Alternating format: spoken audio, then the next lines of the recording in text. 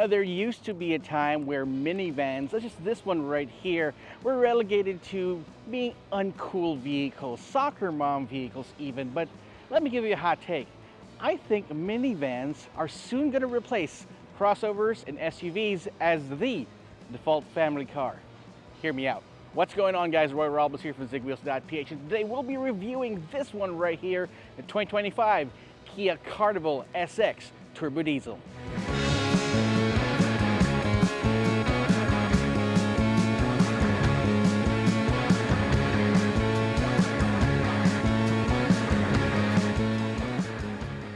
Ever notice that all these companies are starting to release these premium, even more budget, and ultra premium 7-seaters and even 8-seaters MPVs or minivans?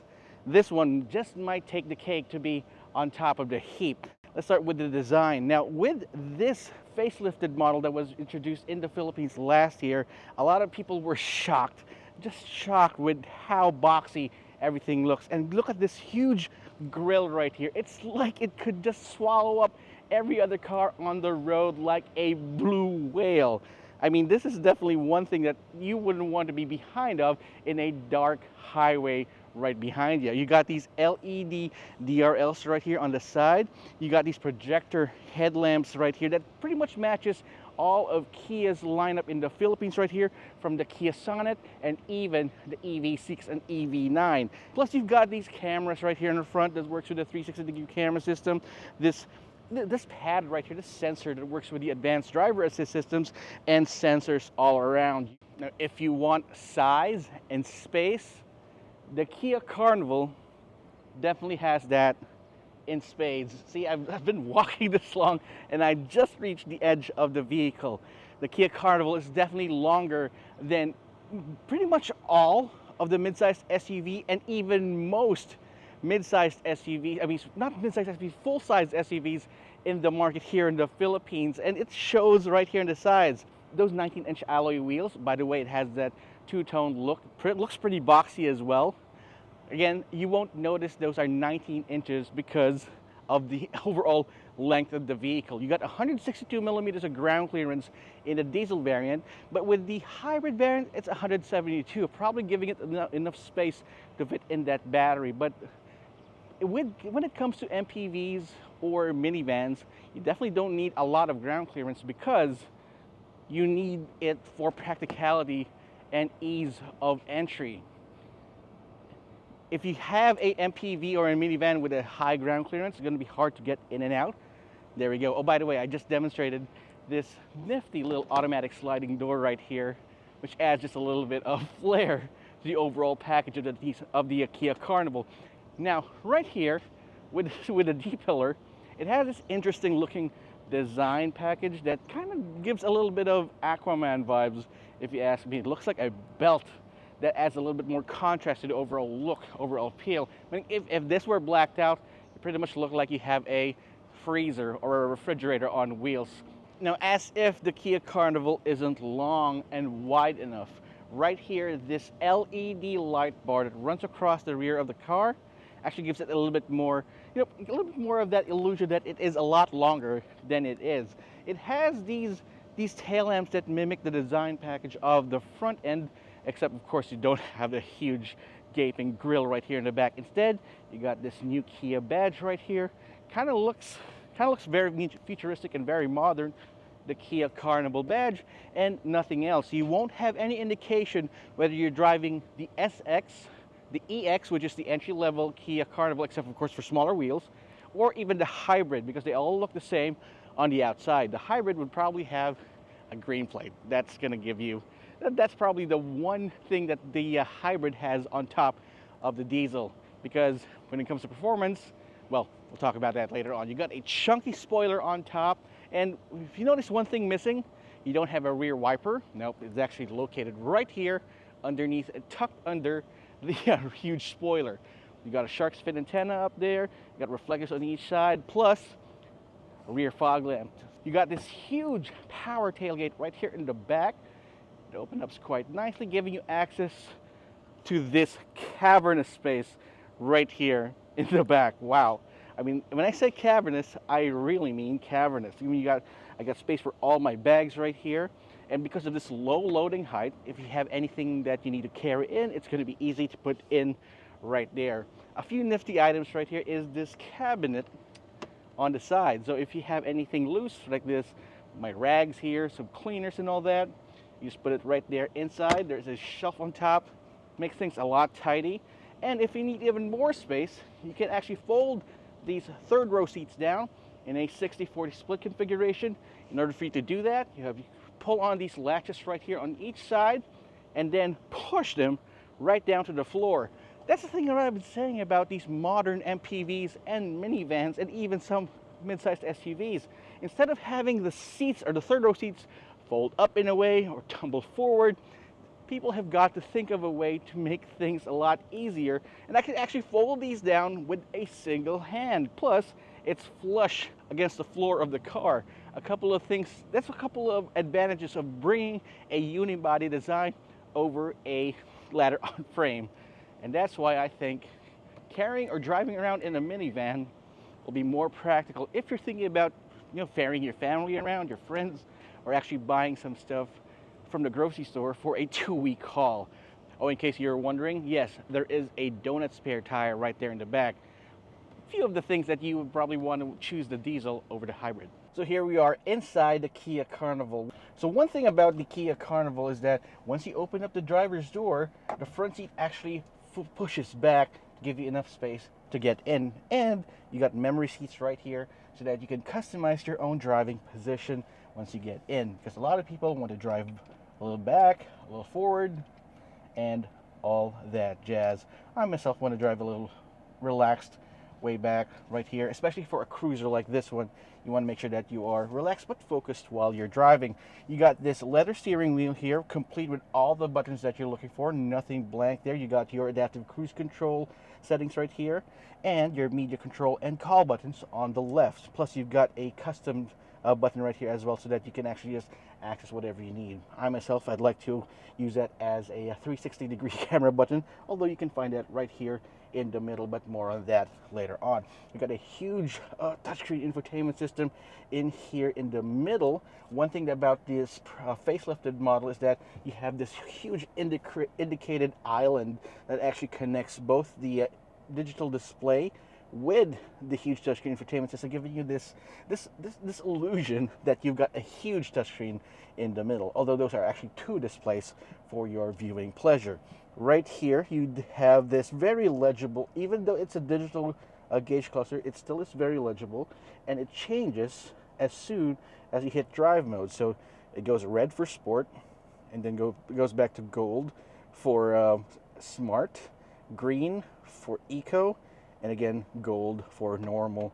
So we'll be talking about those different drive modes later on as we drive this huge behemoth of a minivan that is later on.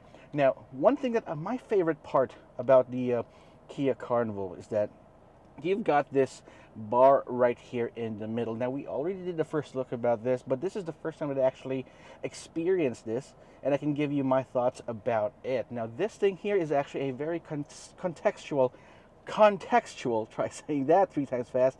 It's a contextual menu system where you can actually choose between the AC or the HVAC system, and you can choose between the settings of your car. You can actually use this as a volume knob, or if it's set on HVAC, as the temperature knob. So that is pretty nifty indeed. Instead of having to stack all of the buttons right here, different buttons, that is quite nice there as well, but putting it this way makes it a little bit, a lot more neat in my opinion. Kind of like a, what do you call that? That bar in those MacBook Pros. That's how it works out, that contextual menu system right there. But going back to this huge touchscreen infotainment system, Kia actually has one of the most responsive, most intuitive, and easy to learn touchscreens in the business. So you got your wireless Apple CarPlay and wireless Android Auto. You even have all your menu system settings right here available for you.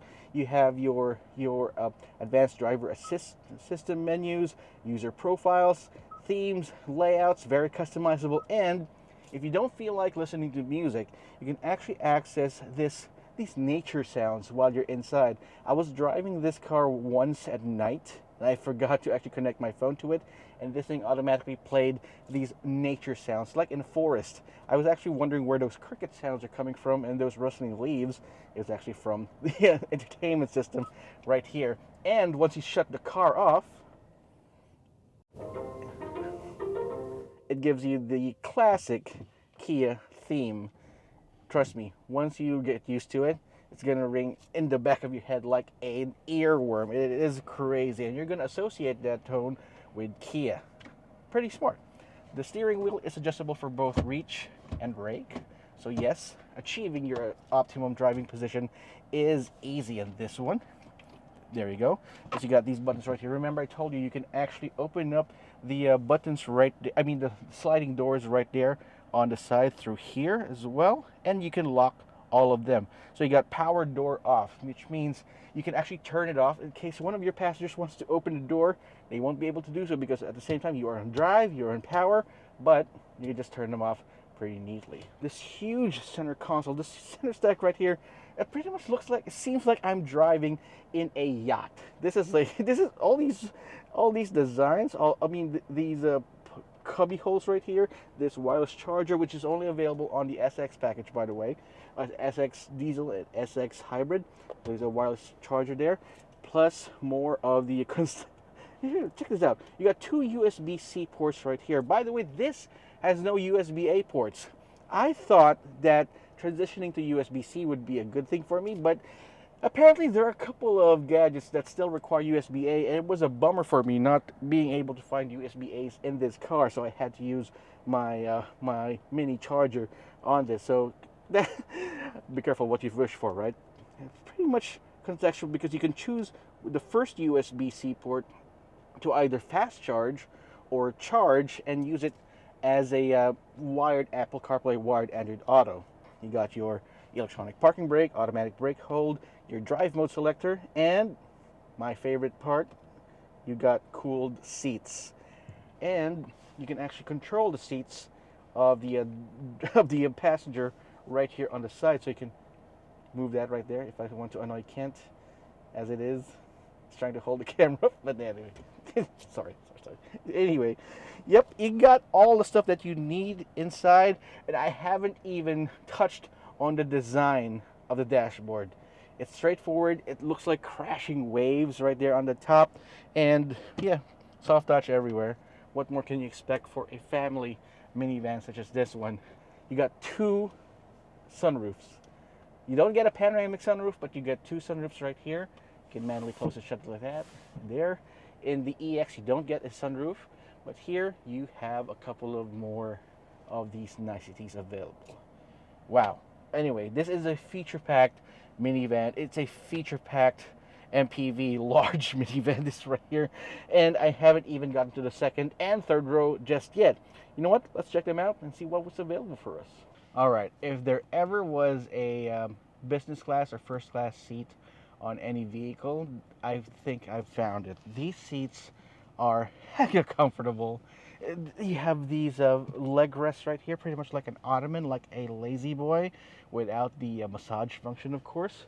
But these ones are very firm, they're very comfortable, supportive, and wow, I could sit here all day. You got this 12-volt socket, you got two USB-C ports. Where are the USB-C ports? Right here on the back of the front row. Plus, if your passenger right here feels a little cramp, remember those buttons right here? You can actually move them right here. So if they feel cramped, they can just move it forward and back, and then tilt it back and forth as well. And you have these peasant blinds, keeping the outside world away from you, where they should. Anyway, yeah, you do have these sun blinds here on the side, easy to activate. It would be even more bougie if it were powered, but I don't think you need that in here. This is just good for me, good enough. And even if you have this fully tinted, you can actually add more privacy by just putting that up. Am I going to stop doing this? Am I? No, yeah, I'll stop doing it. Anyway, there are a couple of ways for you to open this door right here in the back. You can just pull this lever right here, and you're good to go. And there is another button. So you can just press that button right there, and it's going to open up. Remember, these doors won't open unless you hit park right there in the shifter. So an added safety feature, no less. Plus, check this out, guys. It has ventilated seats too. So the second row passengers will not be, oh, there it is. The cold air is breezing through my bum. Yeah. And again, for you animals, heated seats for the second row. All right. A lot of space, guys. A lot of space to work with, even in the middle. Plus, if you want to go to the third row, it's easy to pass through, walk through in. No problems. You can move the seats forward and back. These are power operated, by the way, but to move the seats forward and back, you have to pull on the lever right here on the side and side to side. If you want to be closer to your side passenger. But no, let's keep ourselves away from our passenger. And again, the second sunroof is on top. If you need a little air, there you go. That's what it's for. Yeah. This is just too much. You got AC vents right here, your own climate control system here. So all in all, it's a triple zone climate control system on the Kia Carnival. Let's take a look at the third row seats. No cuts this time. Let's move on. Just how easy it is to get to the third row. Now, if I were to set myself in the third row, okay, wow. This is pretty much comfortable for me already, but if I were to sit myself in the third row, for example, if I were with some older folks, I want to give them this space right here. This is good enough. You got 3 cup holders on each side, power good enough, and 2 more USB-C ports, and another peasant blind. When it comes to space, comfort, no matter what row you're in, if I can sit myself right here in the back, I know you guys can. But let's take a feel in how it drives. All right, so we're behind the wheel of the 2025 Kia Carnival SX 2.2 turbo diesel, and that's quite a mouthful. But hey, I'm driving the car right now. I know I could have probably tested this out in the second row seats, but I want to let you know how it performs, because yeah, it's a given that the back row seats are definitely going to be comfortable, and I want you to discern whether to get this or the hybrid Kia Carnival. So we're going to start with this one. Under the hood, it's a 2.2 liter turbo diesel engine. It makes a healthy 200 horsepower and 440 newton meters of torque. Check this out. That turning radius is one of the reasons why the Kia Carnival is the choice when it comes to premium 7-seaters. Ever since it was first released, because of its unibody design, how it's constructed, yeah, this is an easy driver. And the pull,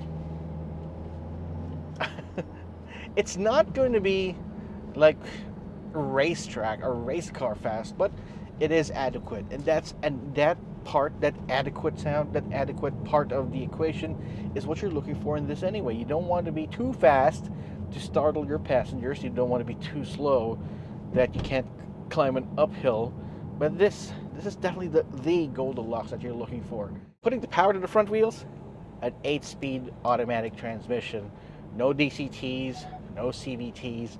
Now, when it comes to suspension, you got McPherson struts up front and a multi-link independent suspension in the rear. And the NVH levels, I'm not sure if you heard the motorcycle or the car that was beeping incessantly from the outside. Did you hear it? Good. That's exactly what I'm talking about. The sound insulation that we have right here, I'm not sure if it has any active sound deadening. I don't think it does, because I still hear a bit of the wee sound from the outside, but it's the way this thing is constructed, it's pretty quiet. You can still hear and feel a little bit of the diesel rumble right here, especially when you're accelerating. That turbo diesel, that turbocharger just whistles incessantly. But once you're driving around, once you're up in speed, you won't be noticing those stuff, and you can just go ahead and enjoy yourself with the company of your friends, your family inside a Kia Carnival. Barely feel any shift shock, so of course if you hit the accelerator pedal like that. And you got 4 drive modes. You got Eco, you got Normal, Sport, and Smart. So Smart is actually you don't have to choose between the different drive modes. It's going to choose it for you, depending on the. Wait, let me just turn that off. They can choose it. The car's going to choose whatever drive mode is perfect for any situation for you. So if you want a hard acceleration, just kick on or step on the accelerator pedal, or just feather it lightly for eco mode. So again, that 8-speed is pretty smart. The hybrid actually has just a 6-speed automatic transmission, but we'll be checking out the Kia Carnival hybrid in a future episode, so you might want to watch out for that and subscribe to our channel. You don't want to miss that. When it comes to city driving, the diesel variant, the SX Kia Carnival, gets around 8 kilometers per liter in the city, and that's with 4 people inside, with all our stuff inside here, no problems. I gotta give credit to Kia for actually engineering a pretty frugal minivan such as this one. Despite its weight, its size, it's pretty good. Now on the highway, it gets even better. 20 kilometers per liter on the highway because of that 8-speed automatic transmission, because of the 2.2 liter turbo diesel engine. That's just how diesel engines are. Now when it comes to safety features, this is left wanting for absolutely nothing. You got a complete suite of both active and passive safety features. You got airbags, ABS with electronic brake force distribution. You've got traction control, stability control, everything that you need in a car. Make sure that you keep your family safe is there. Plus, on top of the EX model, it's also got advanced driver assist system. So you got the magic adaptive cruise control, you got lane keep assist, lane departure warning, forward collision mitigation system, forward collision warning. You've got blind spot monitoring systems, which by the way you can't find in the EX model, but the 360-degree camera system with rear cross traffic alert, that one is standard, and you can find it right here in the top of the line SX turbo diesel Kia Carnival. So yes, if you're talking about a safe car, Kia Carnivals have always been safe. This is of no exception. Now, if you're interested to know the price of the Kia Carnival, the diesel one, well, it starts at 2,880,000 pesos for the EX variant. The EX variant is pretty much the same, but different. Anyway, it's the same, but on the outside, you get smaller wheels. You get 18-inch wheels instead of 19. So instead of leather seats, you get leatherette seats, and you don't have the advanced driver assist systems that we like inside the Kia Carnival SX. Now this full-fat version is available at 3,368,000 pesos. Wow. Once a car reaches that 3 million peso mark, it definitely creates a sort of brainworm for you to kind of keep away from it. But hear me out. A lot of cars these days are starting to get up in price. Now, if you want to get a 7-seater for your family, you definitely would be checking out those mid-sized diesel-powered pickup truck-based SUVs. But tell you what, those SUVs are truck-based. They're meant for hardcore off-roading, more rugged, more manly. And yeah, there are a couple of SUVs now that actually are very comfortable, but it won't be as comfortable as a minivan that's that's main purpose is to haul people in absolute comfort. Now, you can get a van, a diesel-powered van, that's also a pickup truck-based van with the ladder-on frame structure, but the primary purpose of building those particular vehicles are then made for business. They're meant to carry items inside of them, not people. And they just so happen to have seats inside, and they work on that dual purpose. Now, getting a unibody minivan such as this one, it shows you exactly what you're missing out on. Sure, you still have the power of the diesel engine, but everything on the inside is catered, is bespoke to be as comfortable, as smooth as possible. This thing is not meant to carry around bricks, rocks, boxes, and all that. It's not meant to go off-roading. Its main purpose in life is to get you to where you need to be, or maybe out of town, and enjoy your travel. So there you have it, folks. Do you think you agree with me when I say that MPVs and minivans are going to replace SUVs in the future when it comes to family cars? drop me a comment in the comment section down below. While you're at it, subscribe to our channel and hit that notification icon so you wouldn't miss any of our videos. This is Roy Robles from Zigwheels.Ph. I'll see you guys next time.